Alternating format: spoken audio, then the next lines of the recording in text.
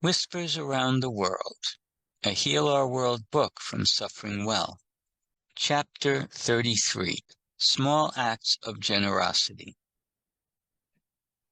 The following week, the How group gathered once again, each member's face bright with anticipation as they logged into the Zoom call. They had all come 45 minutes early, all except Ruth, excluding her now, so they could plan what they'd do to include her in the retreat. The retreat plans had become a central topic of discussion, and Yuri was thrilled to see how invested everyone had become. Though they hadn't spoken directly about it in the group, a few members had already begun brainstorming ways to help Ruth join them. As they opened with a prayer, Yuri could feel a renewed sense of purpose among them, as if the small acts of kindness they were planning for Ruth had breathed new life into their fellowship. Once the prayer ended, Patty spoke up, her face lighting up as she addressed the group. I had an idea I wanted to share. What if we each brought something to sell in the park before the retreat, maybe baked goods or small crafts, and donated the proceeds to help cover Ruth's expenses? The group responded with murmurs of interest, each person considering what they could contribute. Patricia and Audrey immediately nodded, their minds already spinning with possibilities. We could bring our angel crafts, Patricia offered. We have a few extras that didn't make it into the subscription kits, and we could sell them after Mass this Sunday. I'm sure people would love them, especially with Easter coming up. Audrey nodded eagerly, and I could make some of my famous jam. It usually sells out at the local farmer's market, so I'm sure it would bring in a bit of extra money. They knew that keeping this a secret would make the surprise all the more special when the time came. As the group discussed their ideas, Ken spoke up, grinning as he leaned back in his chair. I've got a few collectibles I've been meaning to sell. Old books, some unique thrift shop finds. I'll put them up online and see what I can get. Might as well turn my love for treasure hunting into something useful. Paulette chuckled. It sounds like we're becoming quite the little fundraising team. I can make some handmade cards with small prayers and verses. People might enjoy giving them as gifts. Ronald, who had been listening with quiet interest, cleared his throat. I could pitch in with a donation as well. I've been setting a bit aside, and I'd be happy to help.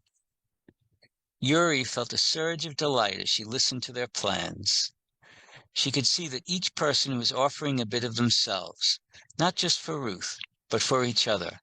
This act of generosity reflected the trust and love that had grown among them. When Ruth arrived, and the discussion turned to their chosen countries, the group shared updates reflecting on how their prayers were continuing to touch their hearts. Ruth spoke about Burundi, her voice filled with admiration for the resilience of its people. I read about a new school being built in one of the rural villages, she said. They're focusing on educating young girls, giving them opportunities they wouldn't have had otherwise. It's small, but it feels like a step towards something better. It gives me hope for the future. The others nodded, visibly moved by her words. Ronald shared a story about a community rebuilding after a recent typhoon in the Philippines, and Patty spoke of a new arts program in Greece aimed at preserving traditional crafts. Mary Ellen held up a small notebook filled with her sketches and ideas for Sri Lanka. I'm planning to visit within the next few months, and I've been putting together lessons I might share with the kids. It's not just about the art, though, she said, her voice thick with emotion. It's about the connection, about letting them know someone is praying for them, that they're seen and loved. I want them to feel God's love through each brushstroke, each color.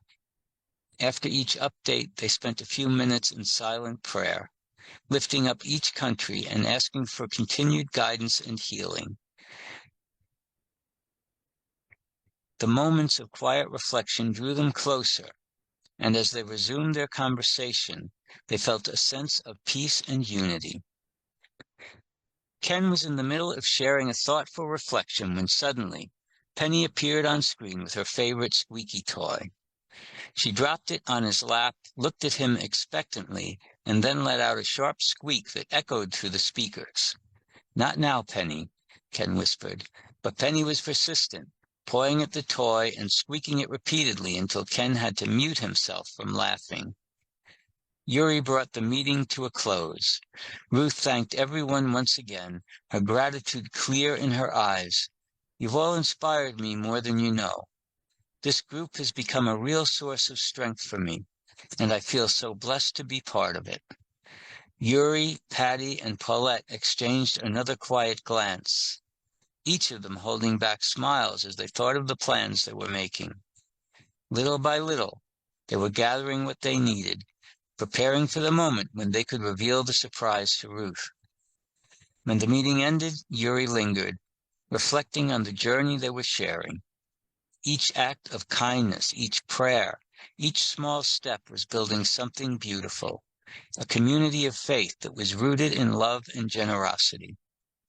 And as she closed her laptop, Yuri whispered a prayer, asking for guidance as they continued their plans for Ruth. She knew that these small acts of generosity were bringing them all closer, binding them together with the threads of shared purpose and quiet hope. Late one night, Mary Ellen sat by her open window, the cool breeze brushing against her face as she clutched her sketchbook. She could barely contain her excitement at the thought of finally going to Sri Lanka. The dream she'd once had of traveling to paint had taken on new depth. Now it wasn't just about capturing beauty, it was about sharing it, about creating something meaningful. And with God's guidance, she knew this journey would be the beginning of a beautiful new chapter, both for her and for the people she would meet. One afternoon, Ken was working on his own yard when he heard the unmistakable sound of wood splintering. He glanced over to see his neighbor, Miss Ellie, looking frustrated as she tried to fix her leaning fence. Ken grabbed a couple of tools and ambled over. "Need a hand, Miss Ellie?" She sighed, clearly relieved.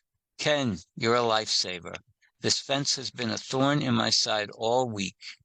Together they set to work, hammering in new nails and straightening the posts.